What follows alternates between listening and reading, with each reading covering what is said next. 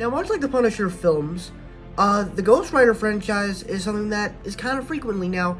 It showed up a little bit on Disney Plus for Marvel stuff, for at least the stuff I've seen. I think that the character has appeared in Agents of S.H.I.E.L.D.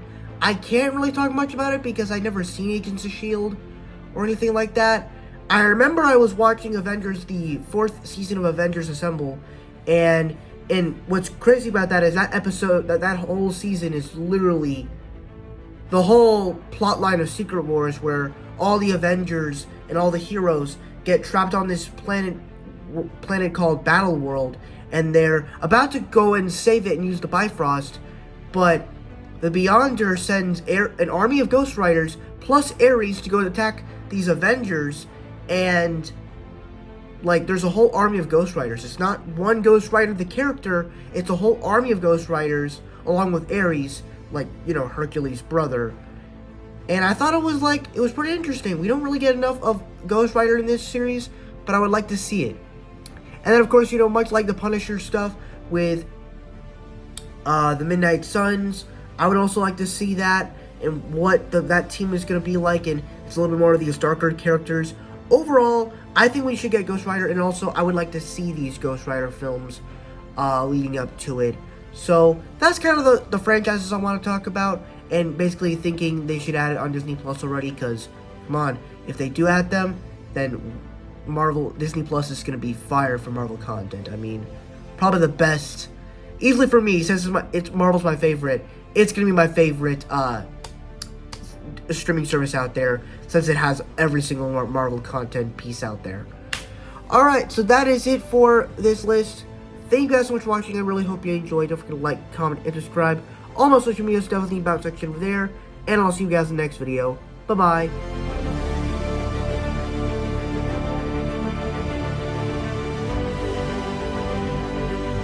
Now, there's a lot of other reasons for the Punisher movies being on Disney Plus. First off, you know, he has his own show on Disney Plus. He's also appeared in the Daredevil show. And he's also coming back to play in the Daredevil series. And they did a new Daredevil Born Again series.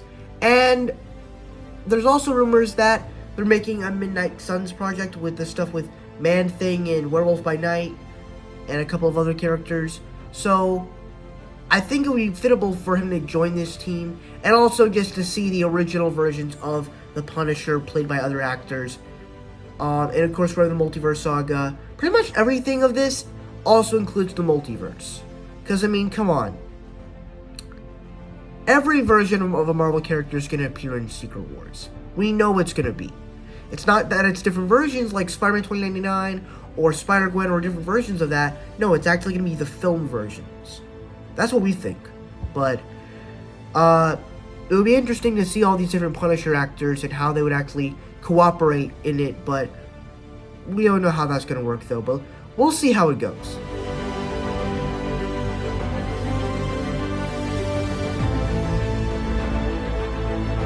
Now, the thing about this is we have Hulk appearing in a lot of different TV shows. He has one little show on Disney Plus that's like an animated show, and then he has appearances in multiple MCU films on Disney Plus. But none of the Hulk actual films or live action series are on there. And really the stuff I'm really talking about are the Bill Bixby show from the 70s, the Hulk 2003 film, and the Incredible Hulk film that was in the MCU that stars Edward Norton, and that also has a cameo of Tony Stark, and of course also has the character of Thunderbolt Ross, who also appears in Captain America: Civil War, Avengers: Infinity War, Black Widow, Endgame, and then soon will later appear, played by Harrison Ford, as in Captain America: New World Order.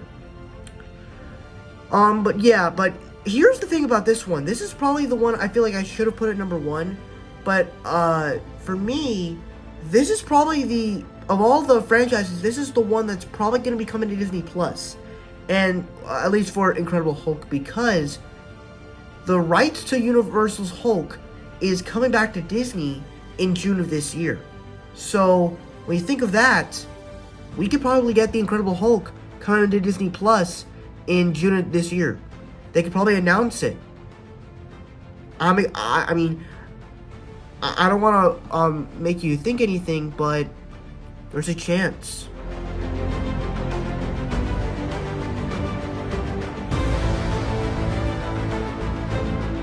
So when it comes to the Blade trilogy, I feel like the most obvious one is we're getting a new Blade film next year. And I'm pretty sure that once this movie gets closer to coming out, a lot of people are going to start wanting to check out the original Blade films to get ready for this new film. Because if you're a fan of the MCU and you're going to watch the new Blade film, you're probably going to need to check out these Blade films. And personally for me, I'm definitely going to check them out before going into the new one, because I have never seen the original Blade films. I've heard that they're... What's interesting is that those are the movies that really kicked off the modern era of comic book films. Like before X-Men and Spider-Man came out, the original Blade film was starring Wesley Snipes was that original film. So, and then of course, we possibly could see him in Secret Wars since it is multiverse. So, I think we could, there's a chance we could get this. So I'm excited. Maybe we will get Blade on Disney Plus. And you're probably thinking, well, and plus, they've already added rated R movies on there, so does it really matter? So, yeah.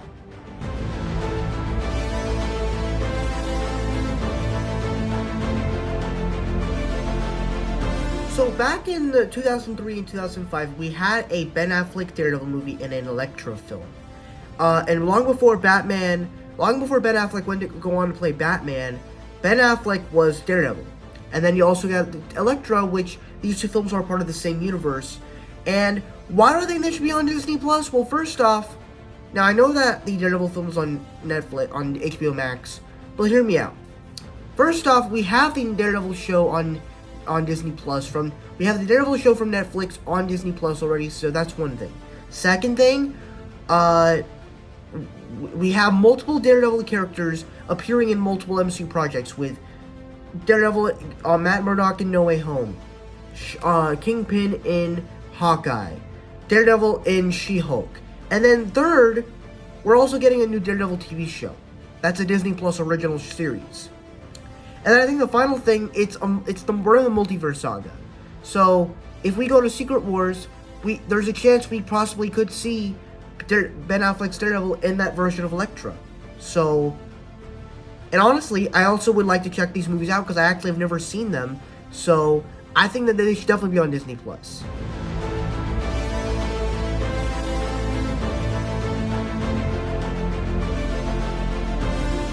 Hello YouTube world, my name is Nicholas Montez and you're watching my channel, Nicholas Montez. Now today, I want to do a very interesting video. So, about a week ago, they finally did the most Disney Plus finally. So I was just in class, right? I was just in class, doing my thing. I go on my phone, I see on Disney Plus's Instagram account, and I see they're adding the Spider-Man movies on Disney Plus. Now, it's not all of them, because last week they only added Spider-Man 1, Spider-Man 2, Spider-Man 3, and The Amazing Spider-Man on Disney Plus on April 21st. Then come back May 12th, and they're adding Spider-Man Homecoming and Venom. And it's really doing it now. Granted, this isn't the first time that they're actually doing, like, Spider-Man content, because they have Spider-Man content already on Disney Plus, as well as, like, Spectacular Spider-Man and Spider-Man the new animated series, which were actually Sony Spider-Man projects long before the Spider-Man movies came out, as well as the Sony Marvel movies. So when you think about it, this deal already kind of happened already. But I'm honestly glad about that. I hope that they add more of the other films like Amazing Spider-Man 2, Far From Home, No Way Home, Spider-Verse, Kraven the Hunter when it comes out, Venom to be Carnage, even Morbius, even though that film is terrible. Well, I've heard things it's terrible. But yeah.